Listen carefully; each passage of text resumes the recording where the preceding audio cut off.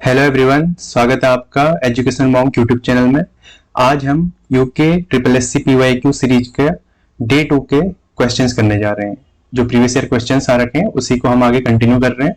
तो स्टार्ट करते हैं पहले क्वेश्चन से इस लेक्चर के, और 11वें क्वेश्चन, वैसे बेसिकली 11वें क्वेश्चन से। ठीक है, तो पहला क्वेश्चन है सूची 1 को सूची 2 से सम्मिलित कीजिए। तो इसमें हमें कुछ नदियां दे रखी हैं और उनसे संबंधित जगह दे रखी है, यानी कि बेसिकली नदियां कहां से निकलती हैं ये पूछा गया।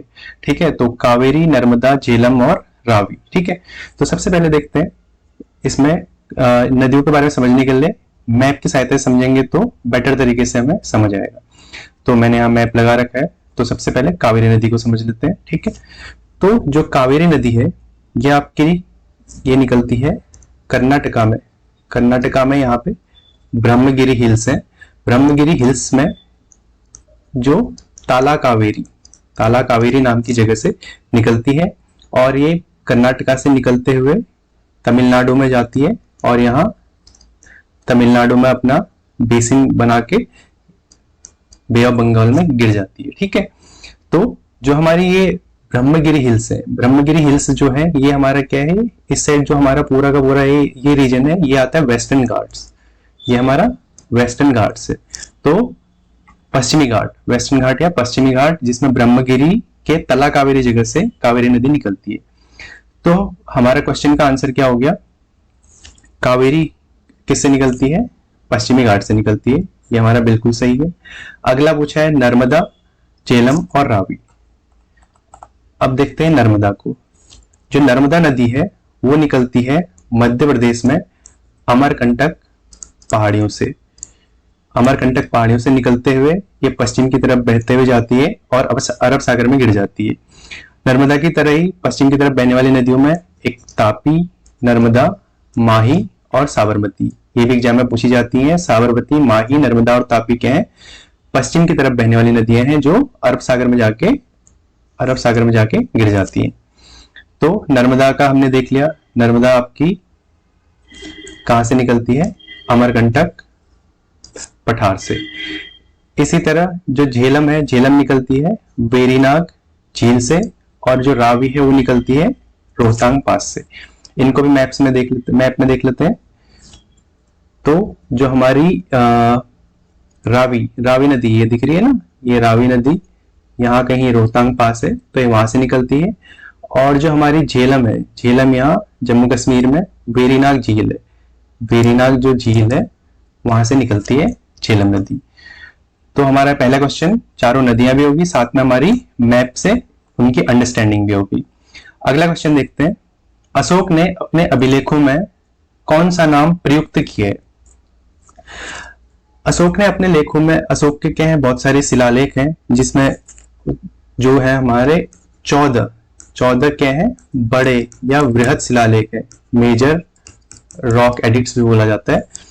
तो अशोक ने अपने शिलालेखों में क्या है, अपना नाम भी मेंशन कर रखा है। क्या नाम मेंशन कर रखा है, एक तो अशोक भी है और प्रियदर्शी भी, देव नाम प्रियदर्शी अशोक। तो अशोक ने अपने शिलालेखों में या अभिलेखों में कौन सा नाम प्रयुक्त किया है, देव नाम प्रियदर्शी अशोक। तो अशोक की जो अशोक नाम अंकित है वो 4 अभिलेख है। 4 अभिलेख कौन कौन से हैं, मॉस्की, गुर्जरा, नेत्तूर और उदयगोलम। मॉस्की, गुर्जरा, नेत्तूर और उदयगोलम। इसमें से मॉस्की, नेत्तूर और उदयगोलम ये तीनों के तीनों पड़ते हैं आपके आज के कर्नाटक में। और जो गुर्जरा अभिलेख है ये आपका मिला है कहां से, मध्य प्रदेश से। तो इसके साथ साथ हमने इनकी लोकेशन भी देख ली।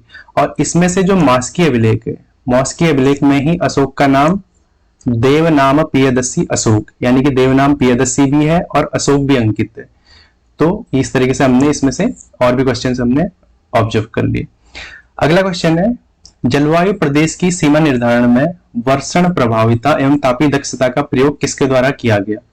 तो जलवायु प्रदेश के निर्धारण में अलग अलग मौसम वैज्ञानिकों का योगदान रहता है, जिसमें एक नाम तो आपने सुना होगा, कोपेन, व्लादिमीर कोपेन का नाम सुना होगा। व्लादिमीर कोपेन ने क्या है, 5 तरीके का जलवायु वर्गीकरण किया था। लेकिन यहाँ क्या पूछा गया, वर्षण प्रभाविता और तापीय दक्षता। तो जो वर्षण प्रभाविता और तापीय दक्षता, इसके अकॉर्डिंग जो जलवायु प्रदेश की सीमाओं का निर्धारण किया था, ये किया था थार्नथवेट ने, CW थार्नथवेट।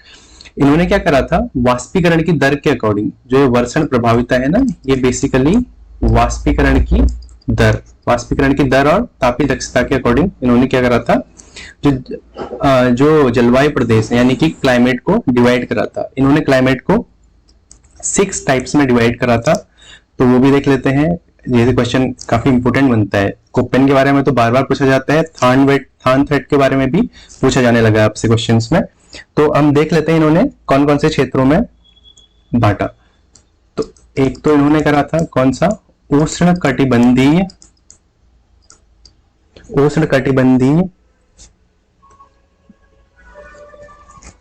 एक हो गया उष्ण कटिबंधीय पहला। दूसरा हो गया इन्होंने क्या करा था, थर्मल में बांटा है ना, यानी कि तापीय वाला, तो मेसोथर्मल उसी से रिलेटेड है, तापीय थर्मल। तीसरा इन्होंने बांटा मेसोथर्मल हो गया, मेसोथर्मल के साथ साथ माइक्रोथर्मल। चौथा इन्होंने करा टैगा प्रदेश, पांचवा है इनका टुंड्रा प्रदेश, यानी कि जो ठंडे प्रदेश होते हैं ना, टैगा, टुंड्रा। और इन्होंने एक और कैटेगरी दी, फ्रॉस्ट। ठीक है, तो 6 इन्होंने क्या करा, जलवायु के अलग अलग तरीके से बांटा, उष्णकटिबंधीय, मेसोथर्मल, माइक्रोथर्मल, टैगा, टुंड्रा और फ्रॉस्ट। अगला क्वेश्चन देखते हैं, निम्नलिखित कथनों को पढ़ें। तो इनमें क्या दे रखा है, हमें नदियां दे रखी हैं और कौन कौन सी किसकी सहायक नदी है। अब इसमें क्वेश्चन देखो थोड़ा सा डेप्थ में पूछ लिया है, कौन सा बाएं किनारे कौन सा दाएं किनारे है, right bank tributary, left bank tributary.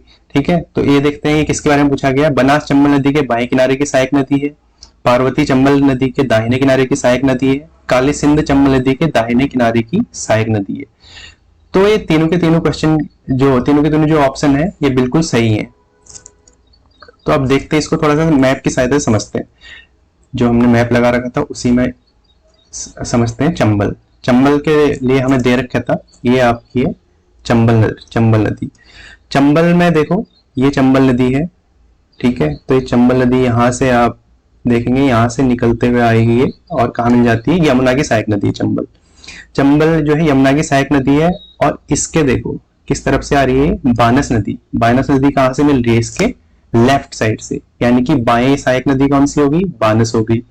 इसी तरीके से हमें किसका बानस हो गया, बेतवा आ गया है, बेतवा तो इसकी यमुना की होगी। पार्वती देखो, पार्वती इसकी क्या है, दाईं तरफ से आ रही है, तो दाईं तरफ से सहायक नदी होगी। और इसी तरीके से काली सिंध भी क्या है, इसकी दाईं तरफ से सहायक नदी है।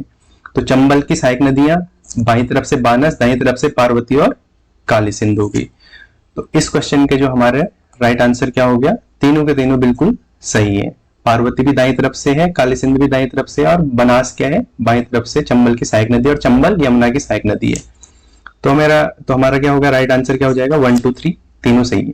अगला क्वेश्चन, निम्नलिखित में से किस संविधान संशोधन अधिनियम द्वारा मत देने की उम्र को 21 वर्ष से घटाकर 18 वर्ष कर दिया गया। ये क्वेश्चन काफी टाइम एग्जाम में पूछा गया है और इसको आपको याद कर लेना है। ये कौन सा है, 61st कॉन्स्टिट्यूशनल अमेंडमेंट एक्ट, 61वां संविधान संशोधन, जो 1988 में संविधान संशोधन अधिनियम बनाया गया था, लेकिन ये लागू हुआ था 1989 में। ठीक है, तो 61वें संविधान संशोधन द्वारा जो हमारे क्या है, मत देने की यानी कि वोट देने की आयु को क्या कर दिया था, 21 वर्ष से घटाकर कितना कर दिया था, 18 वर्ष कर दिया था। अगला क्वेश्चन, अष्टांगिक मार्ग में कौन सा शामिल नहीं है। अब देखते हैं अष्टांगिक मार्ग के, अष्टांगिक मार्ग आपने पढ़ा भी होगा। अष्टांगिक मार्ग किससे संबंधित है, अष्टांगिक मार्ग जो है हमारे बौद्ध धर्म से संबंधित है।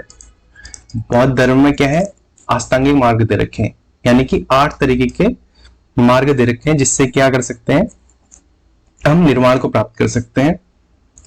ये क्या है, बौद्ध धर्म के अष्टांगिक मार्ग। तो इन अष्टांगिक मार्गों में कौन कौन से हैं, हम फटाफट से इनके नाम देख लेते हैं। सम्यक दर्शन, इनको आप नोट कर लीजिएगा, सम्यक दर्शन, सम्यक दृष्टि, सम्यक दर्शन, सम्यक संकल्प, सम्यक वाणी, सम्यक कर्मांत, सम्यक आजीव, सम्यक व्यायाम, सम्यक स्मृति और सम्यक समाधि। ये क्या है, 8 बौद्ध धर्म के अष्टांगिक मार्ग हैं। और इसमें से क्या है, सम्यक सम्यक वाले जो भी आएंगे ना वो सारे अष्टांगिक मार्ग हैं। तो अष्टांगिक मार्ग में सम्यक आ गया, सम्यक दृष्टि, सम्यक संकल्प, सम्यक आजी, ये तो है। कौन सा शामिल नहीं है पूछा है तो मध्यम प्रतिपदा। मध्यम प्रतिपदा क्या है, मिडिल पाथ। गौतम बुद्धा हमेशा क्या करते थे, मिडिल पाथ की बात करते थे, यानी कि मध्यम मार्ग की।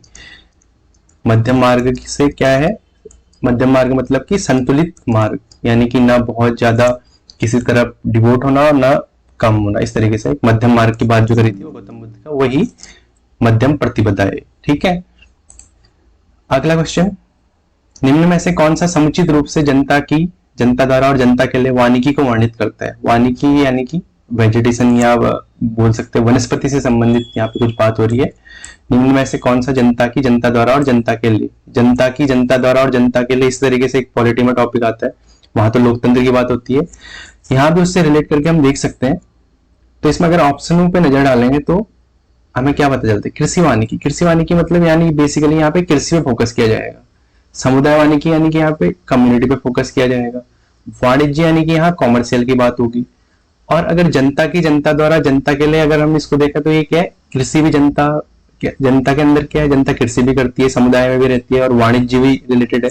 तो इसमें सबसे बेटर ऑप्शन क्या होगा, सामाजिक वानिकी। मतलब कि इस तरीके की वानिकी, सामाजिक वानिकी का मतलब हम क्या समझ सकते हैं, सामाजिक वानिकी को बोल सकते हैं एक तरीके से जिसमें क्या है, हमारा पर्यावरण भी शामिल है, ग्रामीण विकास भी शामिल है। ये तो है ना सामाजिक, समाज इससे बनता है, पर्यावरण हो गया, सामाजिक विकास हो गया, और क्या बोल सकते हैं, हमारा समाज के बारे में बात कर रहे हैं। ठीक है, तो इस तरीके से ये, तो हमारा राइट ऑप्शन क्या हो गया, सामाजिक वानिकी। अगला क्वेश्चन है, कुछ टाइगर रिजर्व दे रखे हैं और उनके राज्य दे रखे हैं।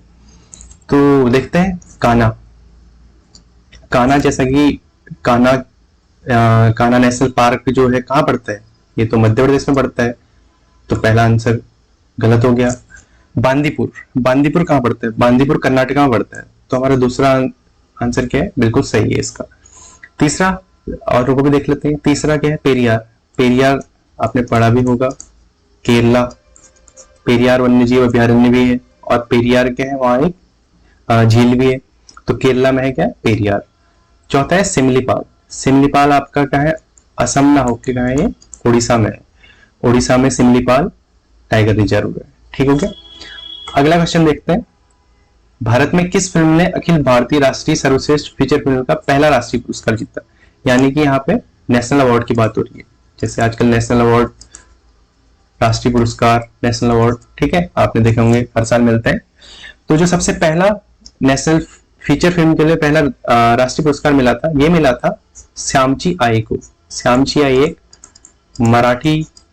मराठी फिल्म है जिसने सबसे पहले नेशनल अवार्ड जीता था। कब जीता था ये, 1954 में। आजकल इस तरीके के क्वेश्चन भी पूछे जाते हैं, तो इनमें ये क्या स्टैटिक क्वेश्चंस है, इनके आपको बस फैक्ट याद रखने। ठीक है, ये पहली फिल्म, मराठी फिल्म 1954 में श्यामची आई को राष्ट्रीय पुरस्कार मिला था। अब इसी तरीके से देख लेते हैं, पहले अभिनेता कौन थे जिन्हें राष्ट्रीय फिल्म पुरस्कार मिला था, और पहली अभिनेत्री कौन थी जिन्हें राष्ट्रीय फिल्म पुरस्कार मिला था। पहले अभिनेता थे उत्तम कुमार, और अभिनेत्री हैं नरगिस दत्त। ठीक है, तो ये हो गया राष्ट्रीय फिल्म पुरस्कार से हो गया। अगला क्वेश्चन, सरहिंद नहर का निर्माण किस नदी पर किया गया है। सरहिंद नहर का निर्माण किया गया है 100 से सतलज, 100 से सरहिंद। इसका राइट आंसर है सतलज नदी। सतलज क्या है, जो पंजाब में बहती है, और सतलज के साथ साथ क्या है, 5 नदियां है ना, इसीलिए तो पंजाब बोला जाता है। 5 कौन कौन सी है, सतलज, व्यास, रावी, चिनाब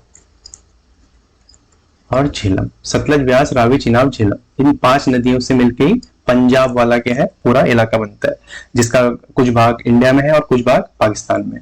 ठीक है, तो हमारा क्या है, नहर के बारे में पूछा गया, तो सरहिंद नहर कहाँ है, सतलज नदी पे है।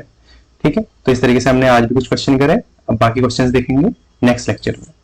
Thank you.